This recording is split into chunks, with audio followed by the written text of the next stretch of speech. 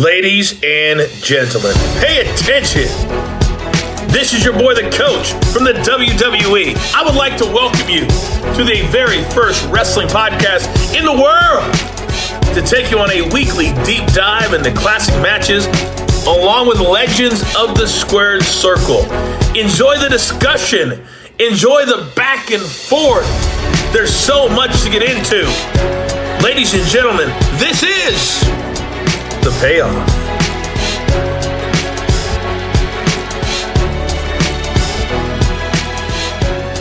Welcome to an all-new episode of The Payoff. I'm Tom. That's Jeff. Jeff, today we're talking Sabu.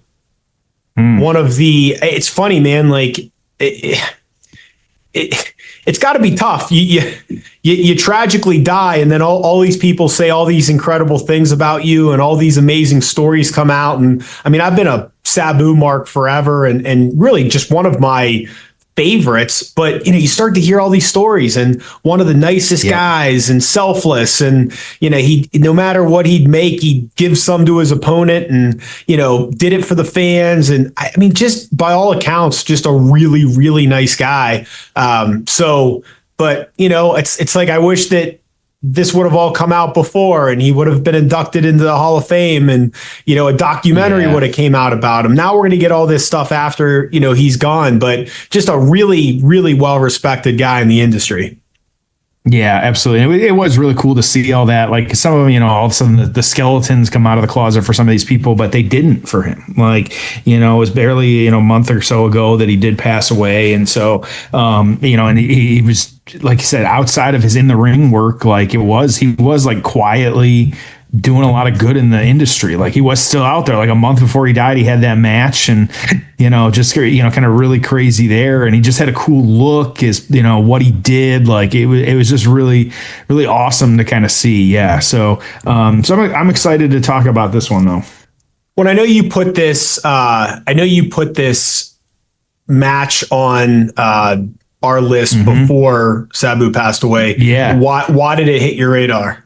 Yeah, oddly enough, like you said, we have this incredible knack around here at The Payoff for, like, every time, like, if there's some big news, we have our match that we're covering either that week or the week after is like revolving around that person. And so this Sabu match has been on the calendar for quite a while now, and it's one of those where, kind of looking at it, you're like, wait a minute, like Rey Mysterio and Sabu, like, that pairing just seems weird as can be. Like, why would the two of them have this match? But then also, like, you've got, like, it doesn't make a ton of sense on paper, because, to tell someone, before ECW was what it was and kind of broke away, like, okay, yeah, you've got this. And it really was just because you had these two great competitors that they wanted to put in the ring together. And so I wanted to see it before this happened because of what it was and the people that were out there. And so one of the better matches on this card, and kind of getting into it. But yeah, I'm excited. All right. Well, I'm excited too. And it's time for the build. Oh, it's time for the build. Jeff, this is one of my favorite professional wrestling shows of all time, both the first and second ECW One Night Stand. So this one, June 11th, 2006, Hammerstein Ballroom, New York City, 2,500 in attendance, buy rate of 304,000. Do you know why? Because people love ECW. And one of the things that Vince McMahon never got through his thick skull was how much people loved ECW. And to me, one of the biggest what ifs will always be, what if Vince had allowed Shane McMahon to do what he wanted to do, which was create a internet-only show of ECW? So on WWE.com, there'd be a weekly ECW show. Keep it underground, run it in those ECW buildings, keep the ECW thing going. And, of course, blood, guts, violence, barbed wire, can't do that forever. Sure. But you could have morphed it into what NXT has become, right? Yep. It would have been really interesting if they had done that. I mean, it's all worked out just fine. But if we could have had this ECW thing and brought in guys like a CM Punk, to learn and grow and then go to the main roster. It would have been fun. So I wish ECW would have stuck around and that lineage would have continued. But here we are, 2006. At this point, we knew we were going to relaunch ECW, obviously WWE's vision for it. We start off with Taz choking out Jerry Lawler in 35 seconds. Kurt Angle is going to defeat Randy Orton in 15 minutes. The FBI is going to defeat Tajiri and Super Crazy in 12 minutes. Then we get our match, which was actually for the World Heavyweight Championship that Rey Mysterio had. Then Edge, Mick Foley, and Lita are going to defeat Terry Funk, Tommy Dreamer, and Beulah in an 18-minute hardcore match. Balls Mahoney is going to defeat Masato Tanaka in a 5-minute Extreme Rules match. And then the main event, which to me was just one of the all-time classics, just for the atmosphere and the shocking defeat and everything else. RVD wins the WWE Championship over John Cena on his home turf, which was a Money in the Bank cash-in. That match was well reviewed. This match was well reviewed. Just a fun show. You had a little bit of everything on this one. You said it was an odd matchup. So how did we get here? Yeah, there really was no build.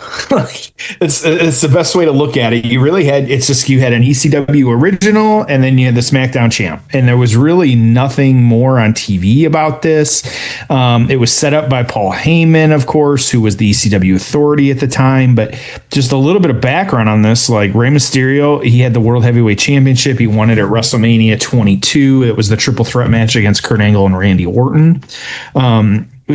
People weren't a big fan of his title reign at the time. Like, he didn't have a lot of dominant wins, but he still won. And so it was just kind of weird. Like you said, this was the second kind of nostalgia show celebrating ECW One Night Stand. It was also, like you said, the revival of WWE ECW brand. And Sabu had re-signed actually for that reboot at the time, and then it was just announced that Rey was going to be the challenger, like I said, with pretty much no build. They kind of were billing it as like a dream match. It was like, the reputations as, daredevils and high flyers and hardcore wrestling, which Rey not as much, but, the high flying kind of aspect of this that they were both known for is why we ended up getting this one. And so, like I said, I guess some matches don't need a whole lot, and this one didn't get a whole lot. And so, you put the two names in the ring, sometimes that's all you need. And that's what we get. So, yeah. Well, I'm pumped to cover this one, man. Yeah, absolutely. This should be exciting. We are 103 ECW One Night Stand 2006. Are you ready? I'm ready if you are, man. It's time for the payoff. Oh, it's time for the payoff. Yeah, you know what? That's the way the ECW fans work, man. They don't like sucking up and all that. And I gotta say, in my opinion, Rey wearing that mask, kind of a little bit of a suck-up deal right there. All right, Sabu, Mysterio, both look like $1 million. Rey had a brief stint in ECW, but of course, Sabu is one of the ECW originals, ECW stalwarts, and this could be a fun one to cover. And Jeff, I'll tell you, man, the matches you've picked lately, you're picking a lot of 10-minute matches, which means we got to talk fast, cover a lot. And I have this. I like keeping a laundry list of topics for you and I to talk about. And I do too. When you pick 10-minute matches, I never get to any of those things, and so that list just keeps getting longer and longer. Right. But today we're talking a lot about Sabu. And have you seen The Dark Side of the Ring yet with the original Sheik, which was Sabu's uncle? That was the last one I didn't watch. I'm behind. I haven't watched that one, the Daphne one yet. I've watched I'm behind on that, and so shame on me. I haven't watched it yet. You'll love it. It's to me it was one of the more interesting ones. I knew nothing about him. I also didn't realize he ran a promotion, Big Time Wrestling, in your neck of the woods, Michigan. Detroit. One of the things that was really interesting is in its heyday, and I don't quote me on this, but it was, I mean, he was making like millions of dollars. Like it was incredibly profitable. I mean, yeah, big shows, filling an arena. So I think you'll really enjoy it. So man, they're moving as fast as humanly possible. This is fun. I love watching this. Everybody's on their feet for this one too. Sabu just throwing chairs at him. You got Ray does have an ECW written on the back of his mask, and that's what commentary was talking about. Like it just kind of pandering to the fans with that though. So as you mentioned, and Sabu already grabbing a table, love it. As you mentioned, the last Sabu match of his career and of his life was recently. It was April 18th. It was a no rope barbed wire match with Joey Janela. I believe it was the main event of the GCW show over WrestleMania weekend. Saw some highlights. I'm sure you have too. Haven't seen the whole thing yet. So, all right, here we go. Sabu got the table draped across the. Rey Mysterio gets out of the way there. From the ring to the rail, there's a table that's set up kind of in the air. But yeah, didn't get the spot there. But yeah. So Sabu, I'm just looking at some of his top-rated matches ever. In 1996, 4.5 stars against Too Cold Scorpio. That'd be a fun one. 2005, he had a 4-star match with Abyss, Jeff Hardy, and Rhino in TNA. Be a fun match as well.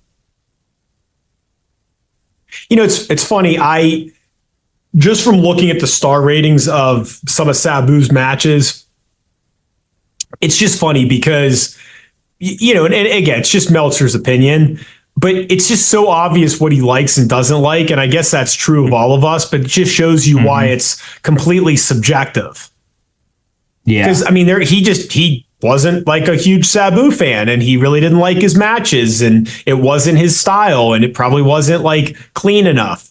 So, you know, again, some people love the guy, and some people were like, oh, well, it's just a little too sloppy or whatever. I happen to love it. I thought it was it's real. I mean, Sabu's one of these guys where it's like, is he going to get up? Is he hurt? Van Dam was very good at that as well. Yep. I don't know if you saw the clip. This was, I don't know, maybe a month or so ago. There was this attempt in AEW where like the one guy was trying to do a backflip and the other guy was trying to do a front flip. Yeah. And then they like botched it. And it's like that to me is exactly what I don't like about AEW is it's just too choreographed. So even if they landed it, I wouldn't have liked it. But then when they don't land it, it looks really, really stupid. And, you know, it's not about the big spots. Oh, well, so you're saying you don't like, you know, big aerobic spots. Well, no, Sabu's doing it too, but he teeters on the edge. It's not perfect. He sells it like he got hurt. I mean, there's a realism to the spots that I'm not seeing in ECW or in AEW. And I think that's my frustration is it's like, guys, slow down, sell it. Act like you're not sure if you're going to land or not, right? Oh my God! Ray kind of over the top rope through the table that Sabu is kind of sitting on and getting the ECW chance. What I wouldn't do to go back and be at one of these ECW shows. You agree with me though of like how, I mean, look, what we're watching is, you know, high spots and gymnastic-y type things, but it's like, you know, the way they're doing it is far more real than everything being perfect and landing perfectly on your feet. And there's an art form to this. And part of the art form is how do I keep myself and my opponent safe, but also make it look real as hell? And just doing the safe part is half of it. It's not all of it. And these guys now, it's like, yeah, they don't get hurt and they do all the flippy stuff, but it's so perfect that it's hard to suspend belief. Yeah, you always hear it's Will Ospreay normally, like, we have the best wrestling. Like, we are the wrestling promotion. Like, our wrestling is better than their wrestling. Okay, even if you want to say, yeah, it is. All right, I'll give you that. And not, let's just say that's the one I'll give him. But the storytelling, nope, you're not even close. Like, you're not even in the ballpark. Like, he cut a good promo not that long ago, but okay, one good promo does not make anything. Like, you have to be able to sustain that. I thought that it was funny because the Discord online was like, he cut one of the best promos he's ever cut with this stupid ass haircut that he has. Like, and so it's just, there's always going to be a reason to shit on some of this stuff. But I think, and here's Sabu, man, just moving so crazy. But yeah, I like, to your point, yeah, it's just, okay, if that's, it's one of those, if you have to say it, it's not true. Like, we have the best wrestling, and he goes out there, like, you don't hear, like, WWE wrestlers saying stuff like that necessarily. Like, there might be a shot here or there, but like, it's not nearly on the level. It very much is like WWE lives rent free in AEW's brain. Like, it's just there's no way around it. Yep. Here you go, Sabu. Ooh, Rey Sabu rolling out of the chair, and Rey with a nut shot. Don't see that. That was pretty good, actually. Just throwing chairs again, just hit Rey square in the head. That table is still looming on the outside. There was the fabled, if you saw it in the upper left corner, Cena wins We Riot sign too, which Cena recently signed. I don't know if you saw cool that or not. And yeah, so this is, of course, that fabled show that he recently, a couple weeks ago, I saw he ended up connecting with that guy and signing it. So yeah, that's funny as can be. One of the wild things about Sabu is he never spoke. All right, Here we go. Here's the big spot. Watch this. Look out. Ooh.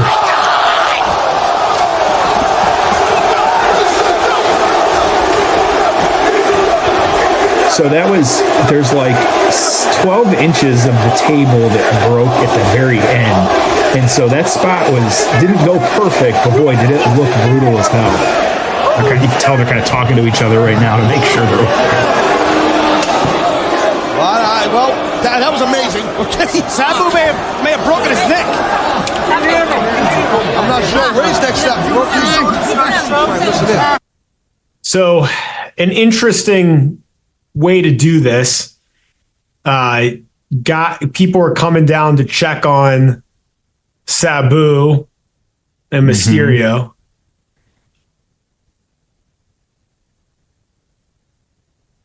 I didn't realize Sabu wrote a autobiography in 2021.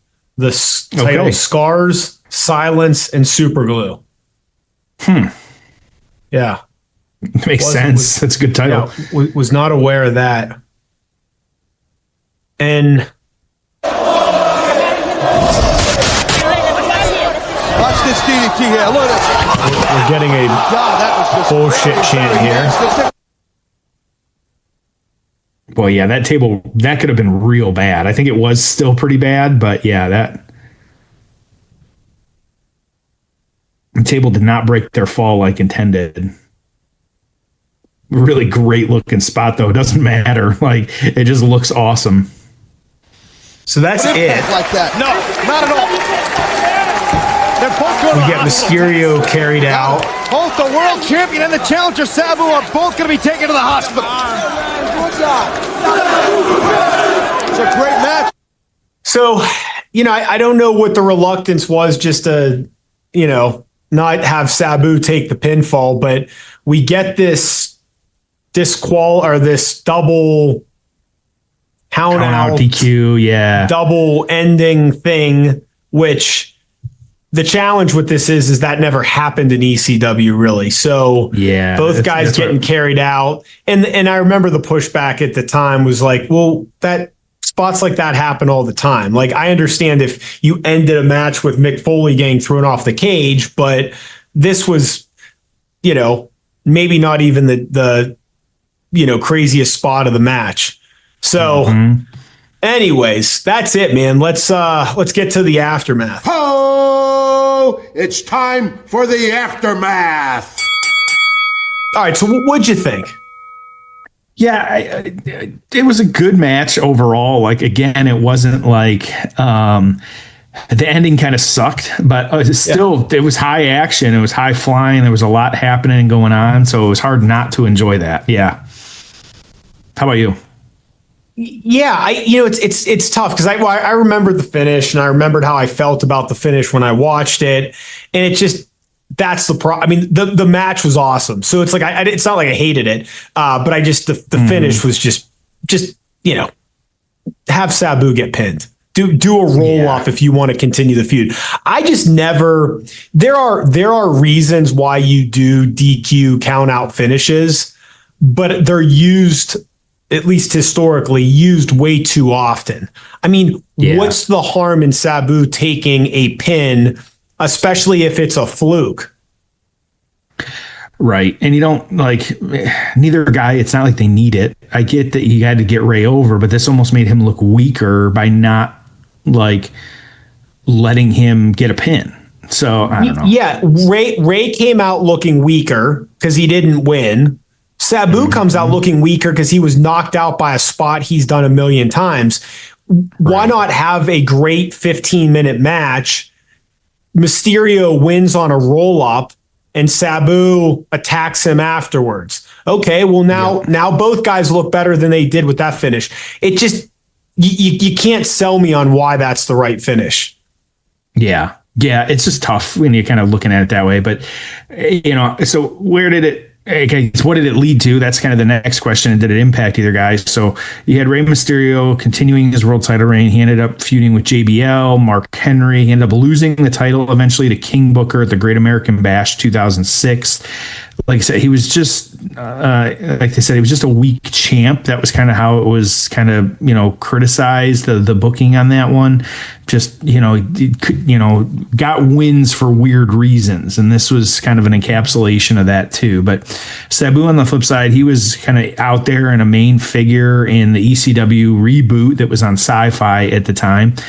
He was in the ECW championship match at December to Dismember 2006, but the brand failed because of really the oversight that WWE wasn't giving it. And so ended up being released in 2007 though, kind of, just being a part of WWE, and then some wellness policy issues as well too. But overall, it's just, it all kind of floundered. It's the best way to look at it. So, but no star rating on this one.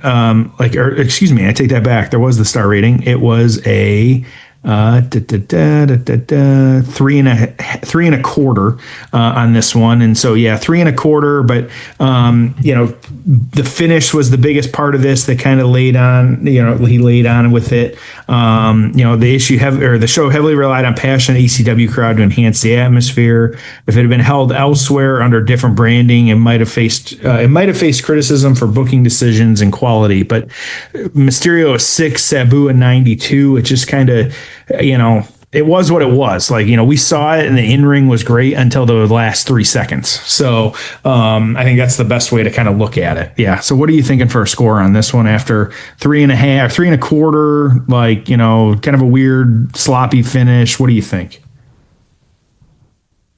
I'll give this a 6.5. I really loved everything up till the finish. If you gave me 5 more minutes of this match with a clean finish, I'd be like at an 8. So it was right there for us. So how about you? Mm-hmm. Yeah, I'm at a 6 again. Like this one, it's just, like you said, it was great in the ring, but there was zero build. There was nothing that came after it. And the finish, like you said, just kind of, it felt off. That's the best way to look at it. But everything before that was great. But then those last 3 seconds just weren't. So, that's all I got for this week. Ric Flair, Randy Savage next week. Great American Bash, a little WCW action from 1995. Yeah, it should be a lot for us to talk about. Yeah, it should be very good. So, well, as always, appreciate everyone listening. We'll see you next week on an all new episode of The Payoff.